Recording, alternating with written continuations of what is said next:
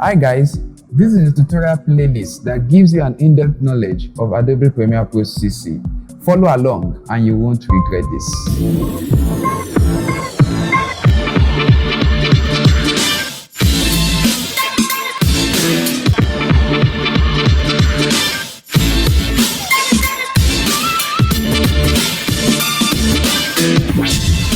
Hi guys, my name is Ibukun Emmanuel of iMind Creatives, and on this channel I make videos to help you get skilled up in video production and editing.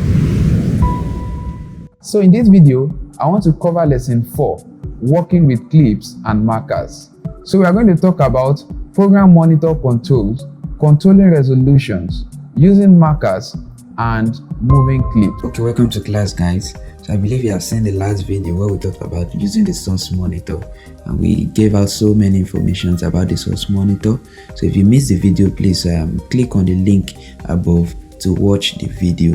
So in today's lesson, we are going to talk more about working with clips and markers, and we are going to talk about using the program monitor first. Now the program monitor is very similar to the source monitor. You can see that the source monitor, let me quickly put in some videos in the source monitor. So this is our source monitor and this is our program monitor.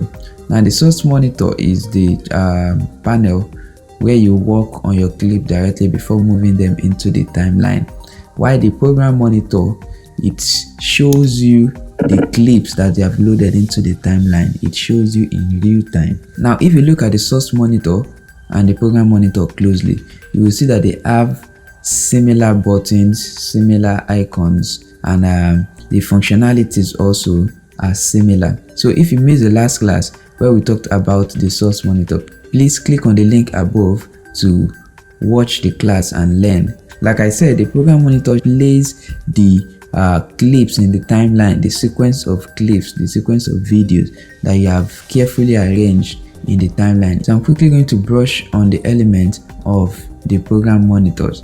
Now the elements of the program monitor are very similar to that of the source monitor, like I said, and like we have the playhead position here. That is where the playhead is currently positioned. We have the time code, playhead position time code, that shows you the time of the time which the playhead is. That shows you the time value of the playhead. Right now is at 2 seconds and 3 frames. So you can see it's at 2 seconds and 3 frames right now. So we also have the add marker button where you can add markers to to the timeline directly from the program monitor. So let me quickly just do that.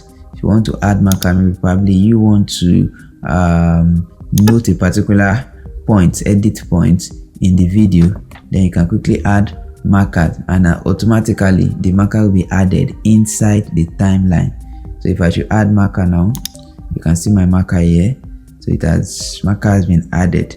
So anytime I'm editing this video now and I see this marker, so I can know exactly what I want to do here. Maybe I added the marker to add a text at this point in the video, or to add maybe an effect at this point in the video, to add a sound effect at this point in the video. You can check out my video where I explain in details how to use markers. So we have added the marker, and then to remove the marker, you can just right click on the marker and clear in or clear out. You can clear all markers. So markers has been cleared. So we have the in points and we have the out points. Whatever in point you set from the program monitor, it is going to mark the in point of the video in the timeline, not affecting the video. Now watch this. Let me add an endpoint. So I've added an endpoint. Can you see this marked section? So whenever you want to render this video out, whenever you are done with the edits and everything, if you want to render it out, you are telling Premiere that Premiere, this is my endpoint. So you should ignore every part of this video outside the endpoint. So if you are to render it out as a final video, what you will have as the beginning of the video is from this point. Likewise, I can add out points, and whatever I tells Premiere, okay, this is my playhead, let me move it. Maybe I want my out points to be from here. so I just add the out point. Can you see that it has selected that in and out point area from the timeline, not on the video? So if I'm to render this out as the final video now, it will ignore everything outside this marked section. That is how to use your in point and your out point from the program monitor. So I'm just going to clear my in and out point by right clicking and clear in and out. Maybe we have our in and we have our outs. Yeah, so in case you want to move your playhead to the in point, so you can just click on go to in point, and automatically your playhead will be moved to the in point. You can also do the go to out point. Automatically your playhead will be moved to the out point, instead of you doing it manually trying to sync the playhead to the in point. So you can just use this quick tool, go to in and then go to out. So likewise, we have a step back one frame. Like I said in the previous video, videos are in frame per second, and you can use this button to navigate each frame in the video. So if you want to step back one frame, so you can see you are stepping back one frame. Likewise, if you want to step forward one frame, you are stepping forward one frame. So that is how it is showing you the sequence of frames in the video, frame by frame in the video. All right, so we move on to the play and stop button. It is a universal symbol. To play, just press the button and it will play. To stop also, you press the button and it will stop. The shortcut for this is spacebar. On your system, you can just press play and stop. All right, you remember this button also that we have in the source monitor, where you can export your frame. You can export it as a still image. Maybe you like this point, okay, you want to quickly do an export of it as a quick image. You can export it in different formats, either JPEG or PNG. If I should click on export frame, you can see that you have this now. You can check in the format, whether JPEG, DPX, PNG, TAGA, TIFF, and all of that. So whatever one you want to choose, in this case, let me just choose PNG. I can choose to import the image back into the project. And then once I click on OK, yeah, so if I should check my project panel now, and I check the image, you can see now that I have the image. Okay, let me change my icon so you can see.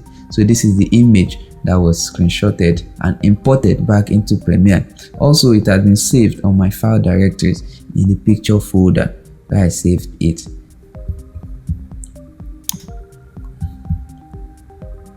Pictures. So you can see this is the image that I screenshotted from Premiere. So it has saved in the directory I asked it to save. So that is how you work. Also, as time goes on, we are going to learn on how to use, the lift, how to use the extract function from the program monitor. Like I said, like editing on the go, will give us room to explore some functionalities of Premiere. So it will give you a basic understanding as you are editing. So we'll move on to controlling resolutions. Resolutions are like quality of the video. You will notice that if you are watching some YouTube videos in a particular resolution, the quality of the video will drop. It won't be as clear as it was before. And you notice that if you watch some videos in high resolution, it will be crystal clear. So the resolution is the quality of the video. Now in Premiere also, depending on the kind of system you are using for editing, you can control your resolution in this panel. You can see we have full resolution. This 1/2 means half resolution. 1/4 means quarter resolution. In some cases where you are doing heavy editing or you are working with clips of very high resolution, you can have 1/8 resolution, you can have 1/16 resolution. Adjusting the resolution, it helps Premiere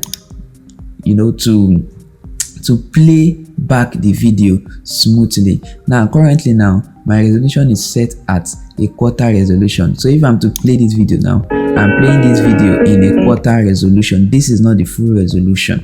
And I can also play the video in full resolution if my system can be able to process the video fast. Now in a case where you are having a video played and there is lag in the video, it means that your system is finding it very difficult to process the video and play the video right from Premiere. So when you experience that, what I will advise you to do is to change the resolution. So you can see that the video is being played in full resolution here. It's being played in full resolution here. You can see the quality, it is clear as it is originally recorded. But if I to change it to half resolution, you can see what I have now. It is not that clear as the way it is being recorded. Resolution does not only applies to program monitor only, it also applies to our source monitor. As you can see here, we have a toggle where we can change in our resolution with which we preview our videos also. So it will help your system a lot, your PC a lot, when you watch a video in a fairly low resolution. It will enhance playback. That is why I would recommend that whatever resolution, whatever video that you have, you can watch it in a quarter resolution. You will still see and be able to preview what you are working on at the moment. So I'm going to talk more on adding markers to your videos to the program monitor. Now the program monitor, like I said, if you want to add a marker from your program monitor, the shortcut to adding a marker is M. So you can use M on your keyboard, press M on your keyboard, and automatically markers will be added to your video. Now to add marker to this video, I can press M. You can see that markers have been added to this video. So I'm going to talk about the timeline based marker. Now when you add markers to your timeline, if you move the video, the marker does not move. But if I should add markers to the video itself, you can see I'm adding marker to the video itself. So wherever I move the video to, the marker moves with it. You can see this is a timeline based marker and this is a video based marker. Now video based marker, we always go along with the video. Now this video, if I should move it to another sequence, or I duplicate the video, it will still maintain that marker. But timeline based marker will only affect the timeline. It will only honor that time code where it is being marked in the timeline. So that is how the video based marker and the timeline based marker works. And to add marker using the video based marker, you need to select the video. So if you select the video, just press your M on the keyboard and automatically it will add markers to your video. Okay, so let me just use the basic music with 1 2 1 2 1 2 to add my marker. So this is what I will have. Then if I should play, then I will have 1 2 1 2 1 2. So I've added marker to the video. So I can just hold on shift. Once you hold on shift and move your playhead around, it will snap through every marker in your timeline. It will snap through every marker in your video. So if I should hold on to shift and I'm moving my timeline, you can see the snap indicator. So if I should move it, you can see that it has snapped to this marker. If I should move it around again, you can see that it has snapped to the marker. So if I should move it around, you can see that it even snapped to the marker. That is the timeline based marker. So if you hold on shift and you're moving your playhead around, it will snap to every marker. That marker indicates an edit point, so it is snapped to it. So you can see snap to it. But if I'm to do it manually, I might not be able to get the exact point in the marker. So that is why it's always good to hold on to shift and add markers to your video. So like I said in the previous video, you can rename your marker, you can give your marker a description. So you can just right click on edit marker, and then you can give it a name, maybe add audio effects in this marker. You can even change the color to either red, maybe all of your audio effects that you want to add, you can indicate it as red. So wherever you see the marker labeled as red, then you know that I need to do something related to audio. Yeah, So to be as organized as possible, you can label all your markers as green. If you want to add text to it, you can label all your markers as orange. If you want to add some video effect, you can label it as red. If you want to add some audio effect, to make the workflow very easy for you. So I'm just going to click on OK. I can even add some comment. Maybe you can add the name of the audio effects that you want to add to that particular time code in the video.